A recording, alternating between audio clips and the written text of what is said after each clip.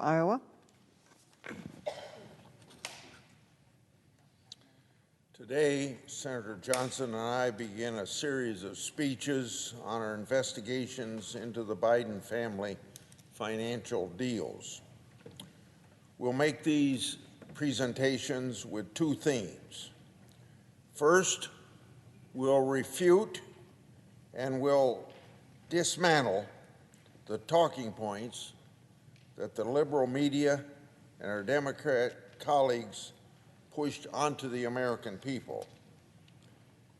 Their talking point said that our investigations over the years advanced and spread Russian disinformation. On November 29th, 2021, May the 11th, 2021, March the 18th, 2021, December the 14th, 2020, December the 10th, 2020, October the 19th, 2020, and September the 29th, 2020. I came to this Senate floor to rebut those false charges. Now, or at least then, the liberal media and my Democrat colleagues ought to be ashamed of themselves for the outright lies that they peddled about our investigative work. As a result, Senator Johnson and I did what any good investigator would do.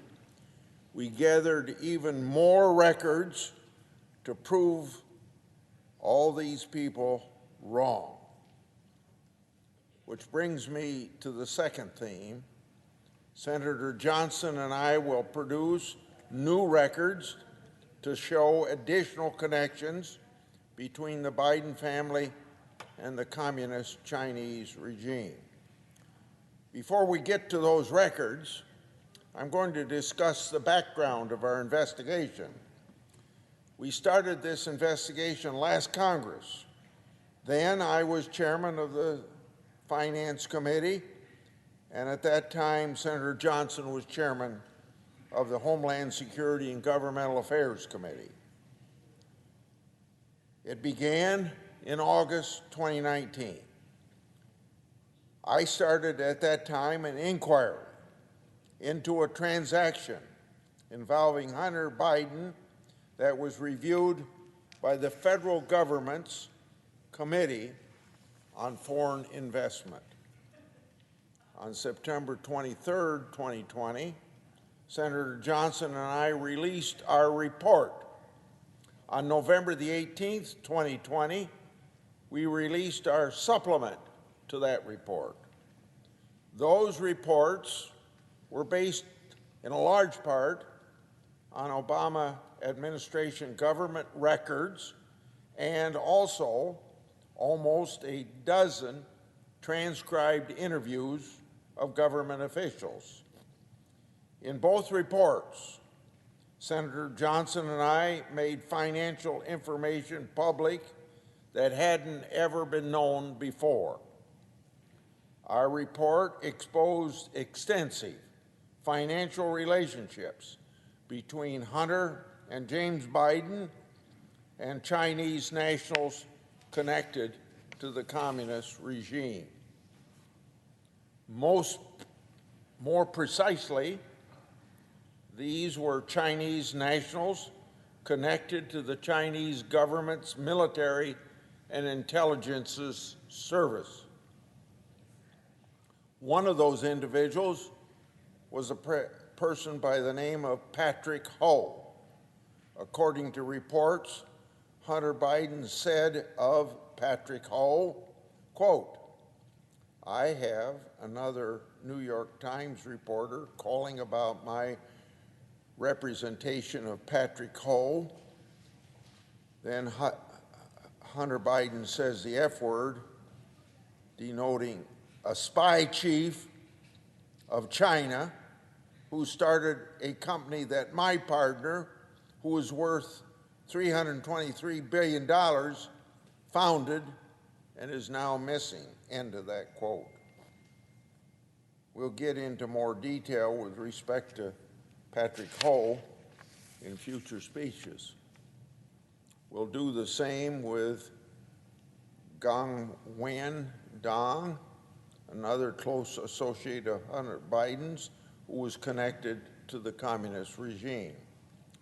Now, Hunter Biden's reference to, quote, my partner, end quote, is an apparent reference to Yi Jinping. Yi had connections to the People's Liberation Army.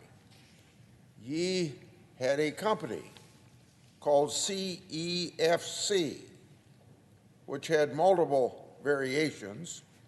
Today and in future speeches, Senator Johnson and I will simply refer to that company as CEFC. Documents show that CEFC's corporate mission was, quote, to expand cooperation in the international energy economy and contribute to national development, end of quote. Now let me emphasize that word national in that quote, national development. CEFC existed for the communist state. Indeed, records show that CEFC is dedicated itself to serve China's national energy strategy, developing national strategic reserves for oil, and now I quote, partnering with centrally administered and state-owned enterprises, end of quote. Records prepared by one of Hunter and James Biden's business associates, a James Gilliar, say the following about this company, CEFC. Quote, at the time, China was hungry for crude, but its state-backed companies were having difficulty closing some deals abroad. The optics of China's state-backed giants marching into a country to buy and extract oil weren't great for Central Asian politicians. This paved the way for private firms like CEFC, which can strike oil deals in Europe and the Middle East, where Chinese state-owned enterprises could bring political liabilities, end of quote.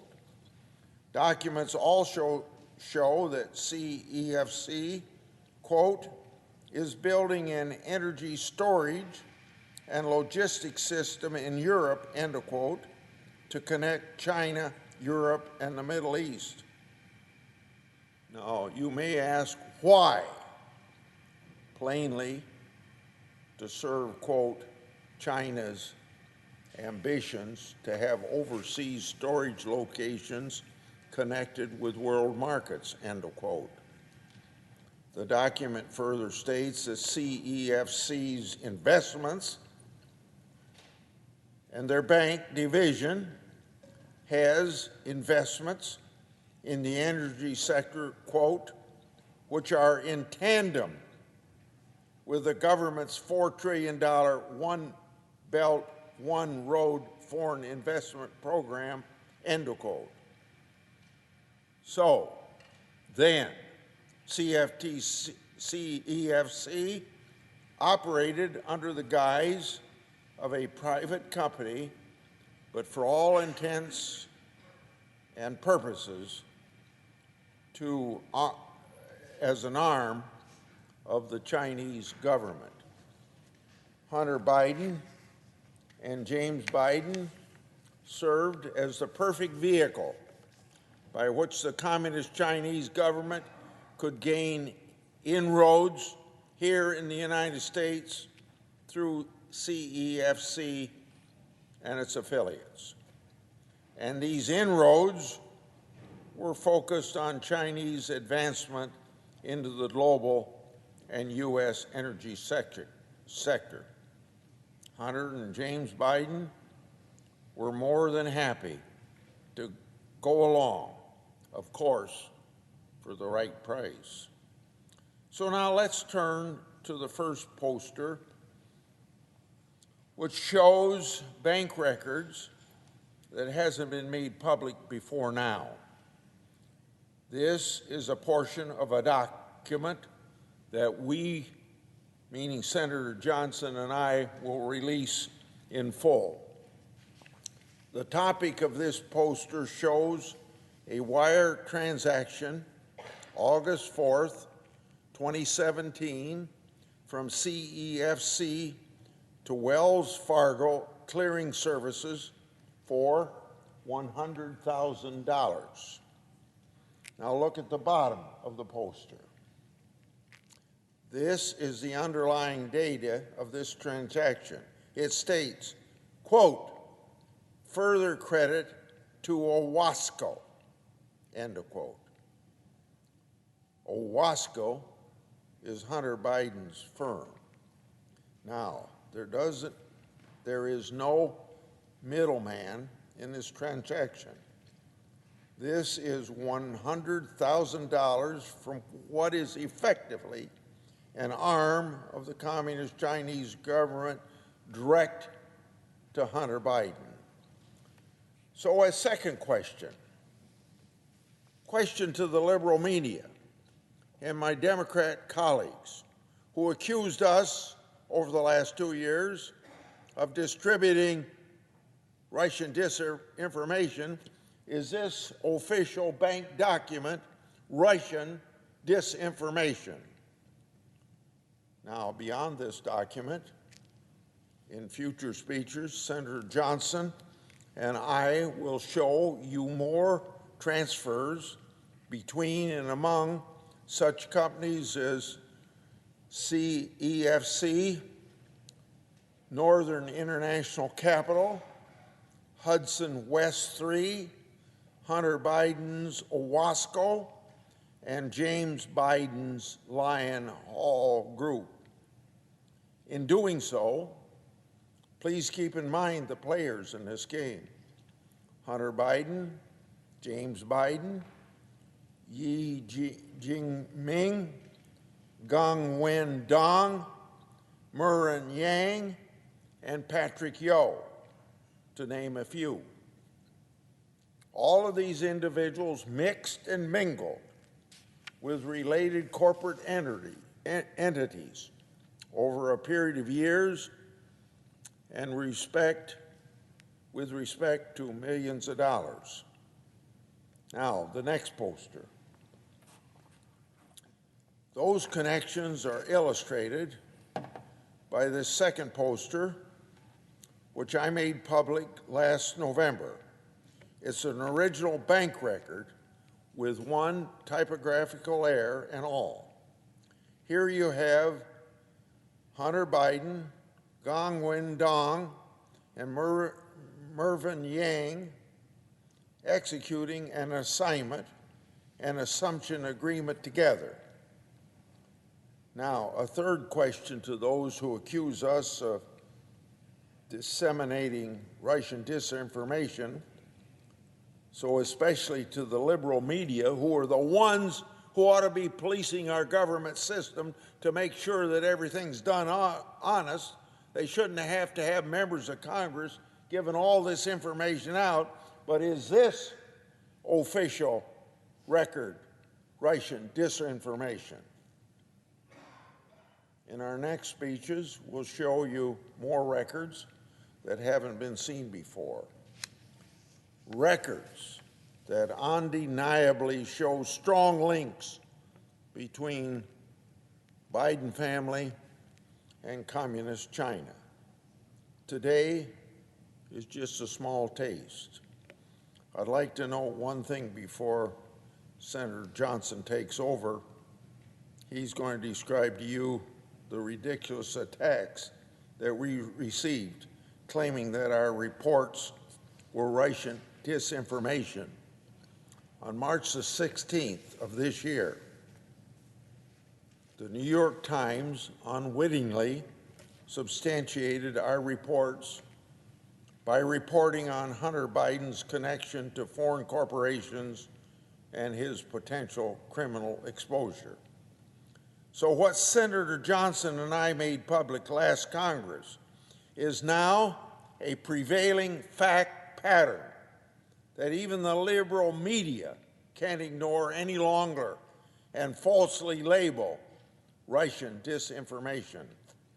I'll turn it over to Senator Johnson to provide additional examples of the media's attack last Congress. I yield the floor. Thanks, Senator Grassley. I first want to thank the senior senator from the state of Iowa for his tenacity in pursuing the truth and ignoring all the false attacks leveled against us during the course of our multi-year investigations into corruption at the highest levels of the federal government. Both of us have been firsthand witnesses and at the same time victims of the dishonesty of our Democrat Senate colleagues and their willing accomplices in the media. When it comes to our investigation into the vast web of foreign financial entanglements of the Biden family, those attacks have had one goal in mind: to cover up the extent to which President Biden might be, and almost certainly is, compromised. Over the course of our investigation into how Hunter Biden used his father's position and name to enrich himself and his family, the dishonest press published countless stories reporting on the Democrats' false charge that Senator Grassley and I were soliciting and disseminating Russian disinformation.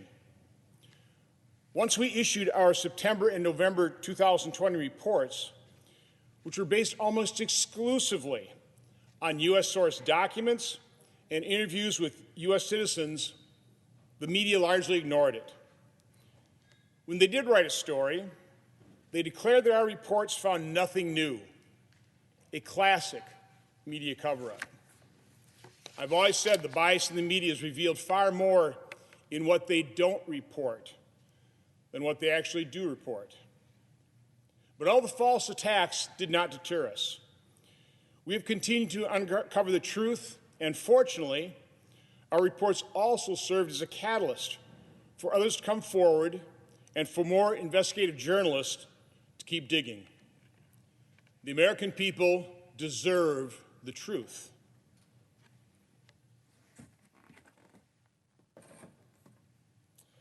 That's why we're presenting additional evidence today and over the next few days. For example, this is the first time this document is being made public. As Senator Grassley described in detail, it shows that money from CEFC, which is effectively an arm of the Chinese government, went directly to Hunter Biden. Bank records like this piece of evidence are pretty hard to deny and sweep under the rug. Our reports were chock full of irrefutable evidence like this, and yet the media buried those details in an attempt to keep it hidden from the American people. Because the mainstream media and our Democrat colleagues had no substance to refute our reports, they reverted to their time-honored tradition of lying, making false accusations against us, and engaging in the politics of personal destruction. Again, their goal was to destroy the credibility of our reports before the American people even had a chance to read them. They were fully aware that the lie can travel halfway around the world before the truth has a chance to put on its shoes. For example, listen to what New York Times journalist Nicholas Fandos said about our report. Quote, "Lack of meaningful new information," unquote. And again, quote, "Overlap with a Russian disinformation campaign," unquote. The then Democrat minority leader was quoted saying about our report, quote, "as if Putin wrote it, not United States senators." A Democrat senator described our investigation as being, quote, "rooted in disinformation," end quote, from Russian operatives. Separately, A Democrat senator also said about our report, quote, "Bottom line, the Johnson-Grassley investigation is baseless. It is laundering Russian propaganda for circulation in the U.S., unquote." But of course, all those quotes were disinformation. Disinformation designed to distract all of us from the truth. Senator Grassley reiterated our reports were based almost exclusively on government records from the Obama administration and transcribed interviews of government officials. So, how did the Democrats and the liberal media allies carry out this false attack on us? We describe part of what they did in Section 10 of our September 2020 report. Their disinformation and smear campaign against us in our reports was extensive. But in the interest of time, I'll give you a shorter Cliff Notes version. On July 13, 2020, then Minority Leader Schumer, Senator Warner, Speaker Pelosi, and Representative Schiff sent a letter to the FBI to express a purported belief that Congress was the subject of a foreign disinformation campaign. The letter included a classified attachment that had unclassified elements that attempted to tie Senator Grassley's and my work to Andrei Derkach, a Russian agent. The Democrats speculated that based on this unclassified information, Senator Grassley and I had received materials from Derkach. This was false. Nothing could be further from the truth. But this information, purportedly linking Senator Grassley and I to Derkach, was leaked to liberal media outlets to start a false narrative to smear us. Until news reports of this false allegation surfaced, I had never even heard of Andrei Derkach. We immediately and forcefully denied the false allegation, but Democrats and the media continued to spread the lie. To this day, no one has ever apologized to either of us for spreading that lie, even though it is proven conclusively to be a lie and disinformation. Next, my staff and Senator Grassley's staff did a transcribed interview with George Kent. During that interview, Democrat staff members introduced Derkach's materials into our record. Then Democrat staff members asked Mr. Kent about it. He stated, quote, "What you're asking me to interpret is a master chart of disinformation and malign influence." That was Mr. Kent's evaluation of the Derkach disinformation that Democrats were spreading that they entered into our record. So the actual truth of the matter is that Democrats, not Senator Grassley nor I, introduced known Russian disinformation into our investigatory record. They did the exact thing they were falsely accusing us of doing. Again, not my staff, not Senator Grassley's staff. Democrats were disseminating Russian disinformation, just like they did with the Steele dossier. Then ranking members Wyden and Peters sent me and Senator Grassley a letter asking for an intelligence briefing relating to our investigation. Now, such a briefing was completely unnecessary, but it was an effort by our Democrat colleagues to further falsely taint our investigation, hoping to discredit it and discredit the truth. On July 28, 2020, Senator Grassley and I reminded them that the FBI and relevant members of the intelligence community had already briefed the committees in March of 2020 and assured us that there was no reason to discontinue our investigation. Then in August 2020, Senator Grassley and I were provided a briefing from the FBI, a briefing that we did not request, that was also leaked to the press to further smear us.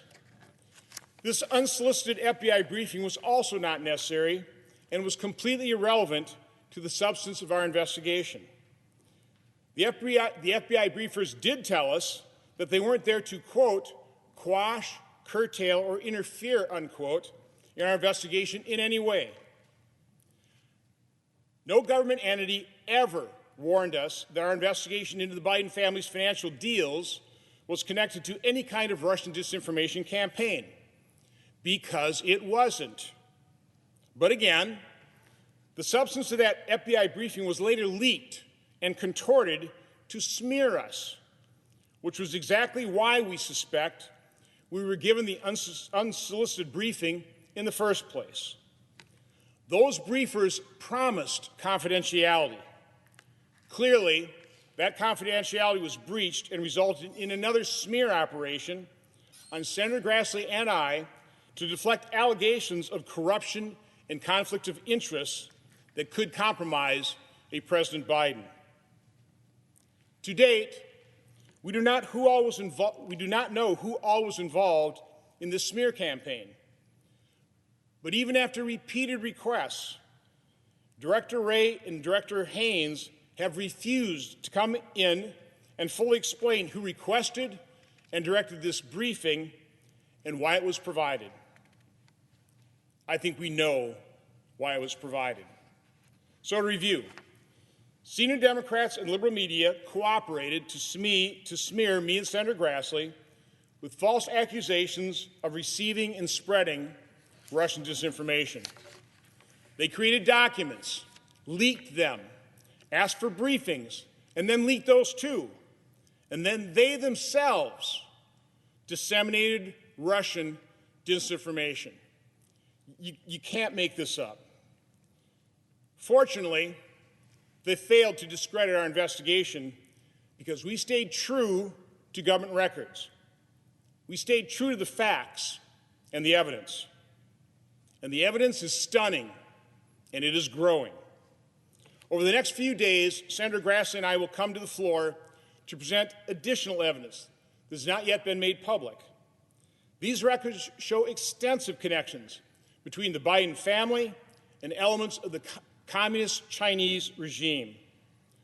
We're talking high-dollar transactions, some of which we've already highlighted in our September and November 2020 reports. But our speeches will introduce new financial documents into the record for all to see. Now, we expect Democrats and the media to continue to use their power to smear us and cover up for the Bidens. But the truth has a power of its own, and we intend to continue to reveal the truth. Madam President, I yield the floor.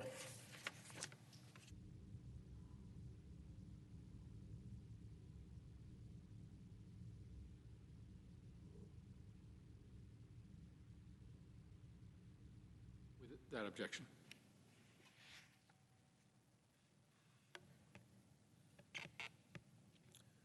Yesterday, Senator Johnson and I discussed our joint investigation into the Biden family's foreign financial entanglements.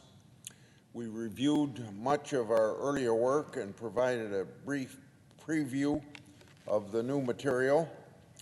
Today, we will give our second speech on our Biden investigation series. Once again, we're going to make public and we're going to describe new financial records relating to Hunter Biden and his connections to the communist Chinese government. Most of that focus will be on his connections to the CEFC, a company that's effectively an arm of the Chinese government. But first, we must go back to 2015. At that time, Hunter Biden served on the board of Burisma and was paid tens of thousands of dollars each month. Its owner was a corrupt, Russian-aligned Ukrainian oligarch. But that's not all that Hunter Biden was up to. In that year, CEFC International announced an agreement with Northern International Capital Holding. Northern International is incorporated in China, and it's very much involved in the energy sector. One of Yi Jinping's companies was the majority shareholder of CEFC International. Northern International purchased $123 million worth of CEFC's shares, binding the two companies together. We must also mention Hudson West 3 and its financial connection to CEFC. Hunter Biden was an investor and a manager of Hudson West 3. He was tasked with advancing its interest.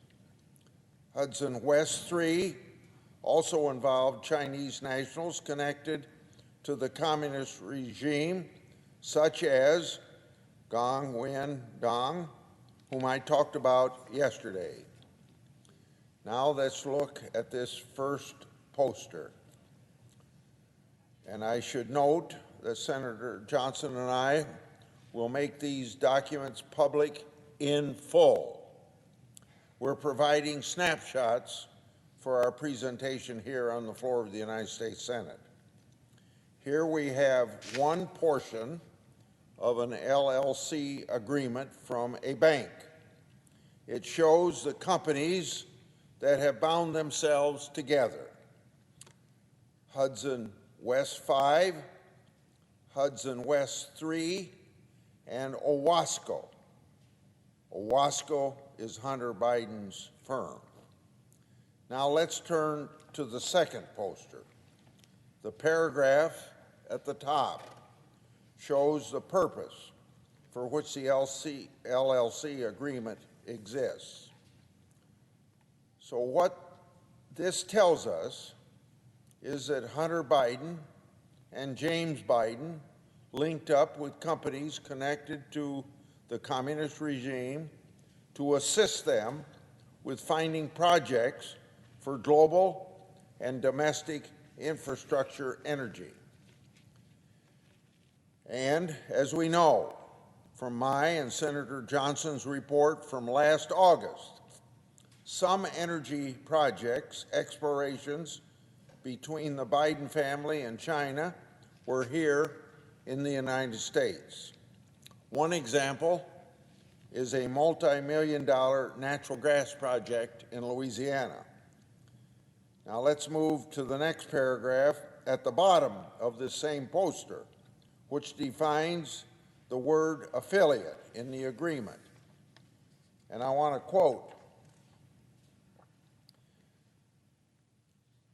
"For the avoidance of doubt, CFC China Energy Company Limited or any of its affiliates shall be deemed as an affiliate of Hudson," end of quote.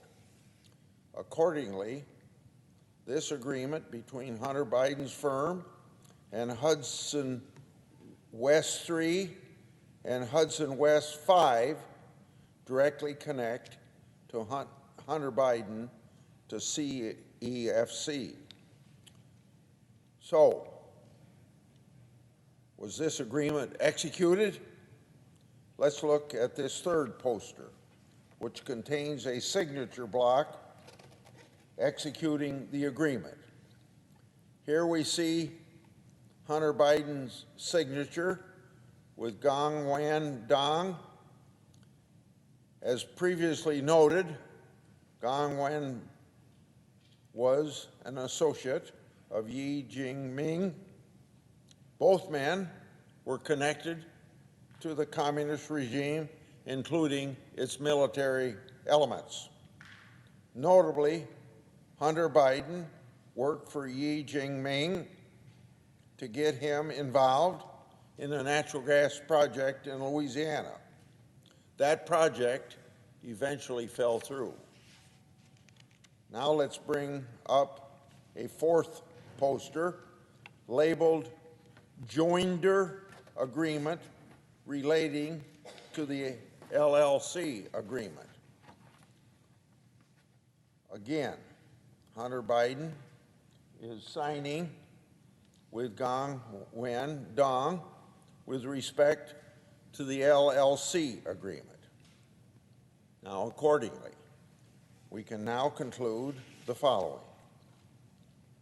Hunter Biden was financially connected to CEFC, a company that was an arm of the Communist Chinese regime for the purpose of advancing energy interests. This agreement also shows two additional findings. First, Hunter Biden's responsibility to advance Hudson West 3's interest as of August the 2nd, 2017. Second, Hunter Biden's close associate with Hudson West 3's CEFC and its affiliates as of August the 2nd, 2017. That date is important, as I will show you soon. Let's turn to a fifth poster. On this fifth poster, look at the top. This is a bank record showing an August 8th, 2017 wire transfer from Northern International Capital to Hudson West 3 for $5 million. This is $5 million from a company that's connected to Ying Jingming and CEFC and its affiliates, which are essentially arms of the Communist Chinese regime. And that transfer took place after Hunter Biden became closely associated with Hudson West 3, as the LLC agreement shows. So, what was the money for? As noted, Hunter Biden was working with Chinese nationals linked to the communist regime to help them explore energy projects. Now look at the bottom of this poster. This is a paragraph from the LLC agreement. It shows that Hunter Biden was paid $100,000 per month. James Biden was paid $65,000 per month, and Hunter Biden will be paid a one-time retainer, a fee of $500,000. Again, this is money connected to Hudson West 3, a company connected to CFC and Gong Wen Dong. Both are connected in turn to the Communist Chinese regime. We can now conclude with this respect to James Biden. James Biden was financially connected to CEFC, a company that was an arm of the Communist Chinese regime for the purpose of advancing energy interest. After the LLC agreement was signed, money flowed from CFC and its shareholders into the bank account of Hudson West 3, including the $5 million from Northern International. This LLC agreement was the trigger point for high-dollar financial transactions involving Hunter and James Biden. Now let's turn to poster 6 and view the top. This is Hudson West 3 bank record that shows a wire transfer on August 31st, 2017 for $165,000. Notably, this is the same month as the $5 million wire from Northern International. It is also the same month that Hunter Biden signed the August 2nd, 2017 LLC agreement. The wire is to Wells Fargo Clearing Services. Now look at the bottom of this poster. Senator Johnson and I have acquired more than just the bank statement. We've acquired underlying wire data. So look at the fourth line at the bottom. It says, quote, further credit to Owasco PC, end quote. The underlying wire data shows that it went to Owasco, a Hunter Biden firm. Senator Johnson and I have years of bank records to show multiple $165,000 wire transfers from Hudson West 3 to Owasco. There were also wire transfers for other amounts, some for more, some for less.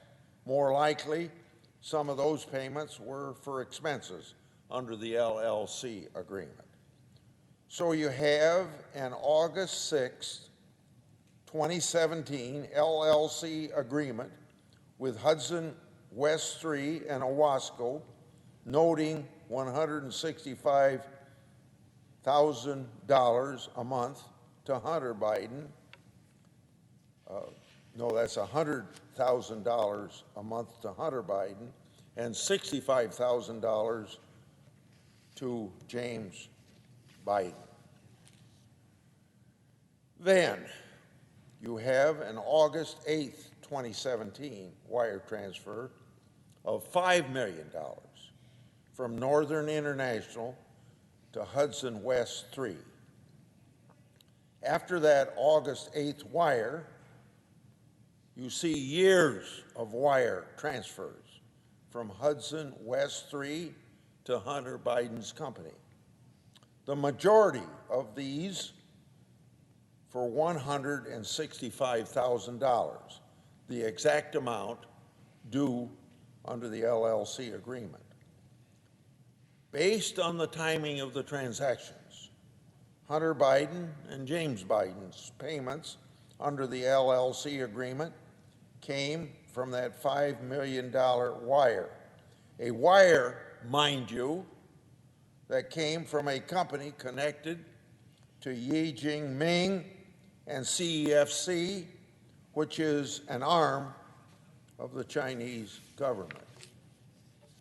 These years of record show that Hunter Biden and James Biden were more connected to the communist regime's elements than had been previously known. These records place them at the center of Hudson West 3, Gongwen Dong, and CFC. This is a finding that Senator Johnson and I made public in our Biden reports last Congress, the same reports that you found members of the other political party in this body and the liberal press finding fault with, that somehow it was Russian disinformation. So I say this to the liberal media and our Democratic colleagues who tried to smear our work all these years and accuse us of peddling Russian disinformation. You've seen all of these documents that we presented. Are these official bank records Russian disinformation? To our Democratic colleagues and the liberal media, we deserve an answer, because you made several efforts to smear our reputation as we were starting this investigation 2 or 3 years ago. Now, I'm going to turn it over to Senator Johnson to discuss a name that I gave you yesterday, Patrick Ho, and related records to Patrick Ho that we've acquired. Thank you. Thanks, Senator Grassley. Senator from Wisconsin. Thanks, Senator Grassley. As my colleague, the senior senator from Iowa, has shown, Hunter Biden and James Biden received millions of dollars from companies connected to the communist Chinese regime. But frankly, it's worse than that. These companies were effectively an arm of the Chinese government. This isn't Russian disinformation.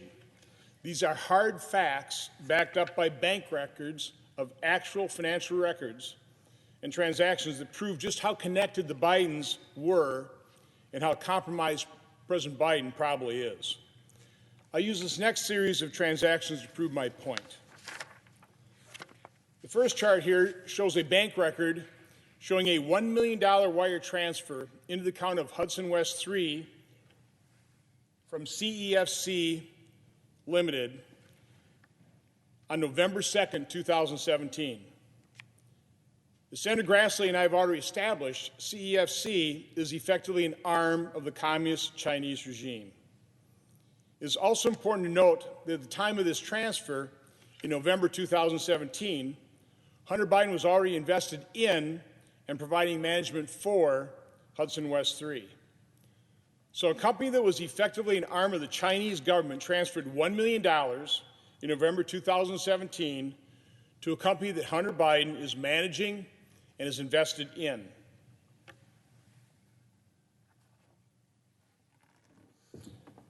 Let's bring up the second record. Focus on the $1 million wire out on March 22nd, 2018. Again, this is a record from Hudson West 3's bank account. Like the previous record, this is showing the transfer of $1 million, but this time the money is being transferred out of Hudson West 3 to Owasco, another one of Hunter Biden's firms. This transfer took place on March 22, 2018, a little less than 5 months after the $1 million transfer from CEFC to Hudson West 3. Hunter is transferring $1 million between two firms he manages and has ownership in. So what is the purpose of these two $1 million transfers?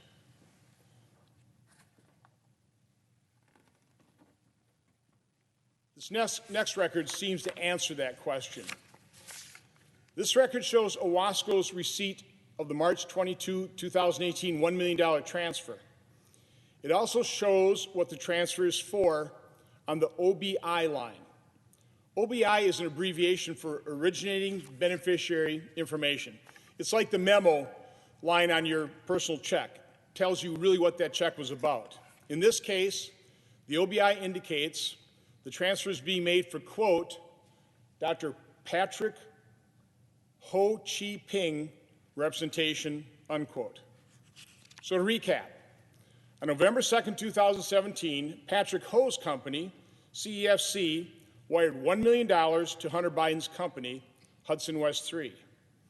On March 22nd, 2018, Hudson West 3 wired $1 million to Owasco, another Hunter Biden company. The bank record clearly states the $1 million payment was being made for the purpose of representing Patrick Ho. Represent him for what? Here's where things get interesting. We know that Patrick Ho was arrested by U.S. authorities in November 2017 for international bribery and money laundering charges. Keep in mind that this arrest occurred in the same month that Patrick Ho's company, CEFC, is wiring $1 million to Hunter Biden's company, Hudson West 3. According to the Department of Justice, quote, Ho orchestrated and executed two bribery schemes to pay top officials of Chad and Uganda in exchange for business advantages for CEFC China, a Shanghai-based multi-billion-dollar conglomerate that operates in multiple sectors, including oil, gas, and banking, end quote. These are crimes for which Patrick Ho was eventually convicted and sent to federal prison for committing. So the company that Patrick Ho was making bribes for sends $1 million to a company Hunter Biden manages and is invested in.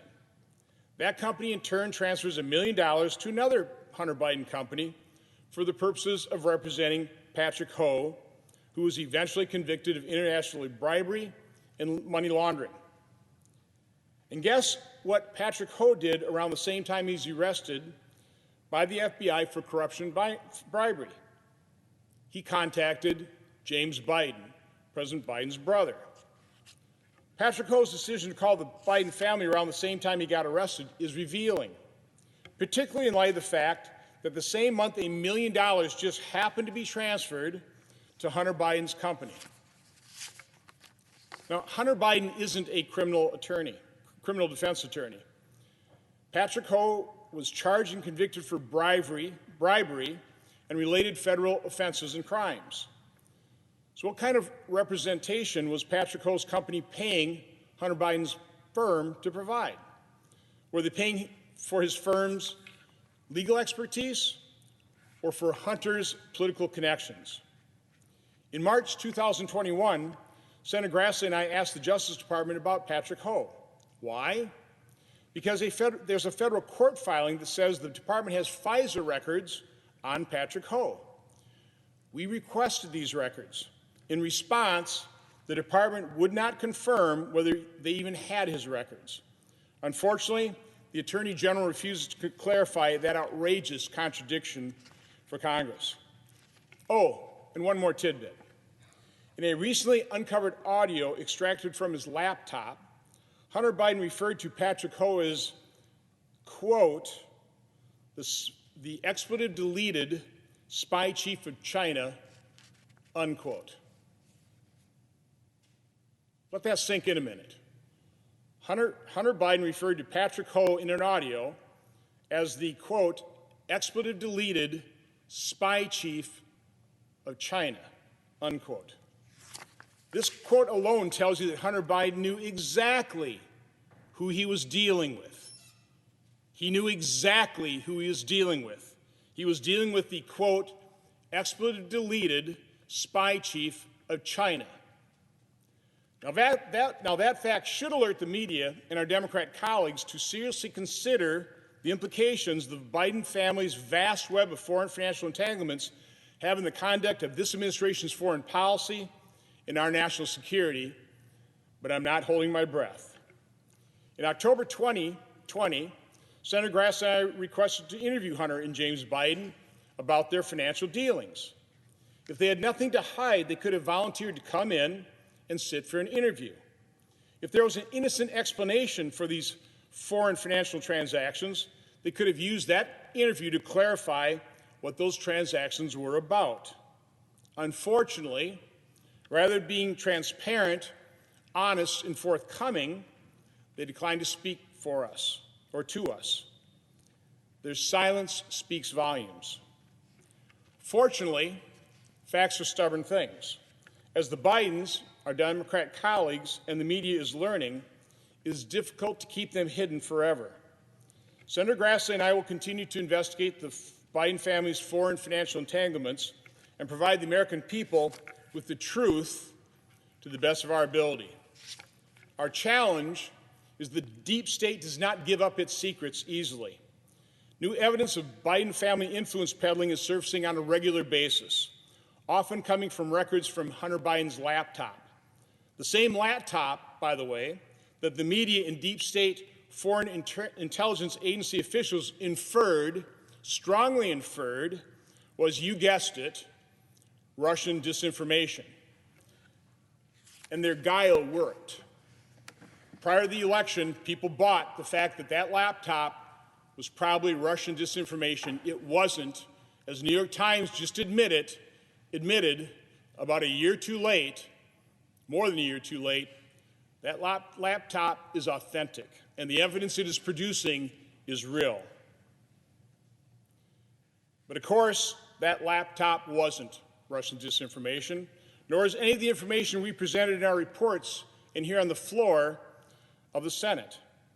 We may never know all the details of the Biden family foreign entanglements or the full extent to which those entanglements compromise our current president, but I'm pretty confident I know who does know. Intelligence operatives in Russia, China, Iran, and North Korea. Elements within our U.S. intelligence agencies probably also know. They're just not going to tell us or you, the American people. Senator Grassley and I will return for our third speeches in this series on the Biden family's foreign financial entanglements. Until then, Mr. President, I yield the floor.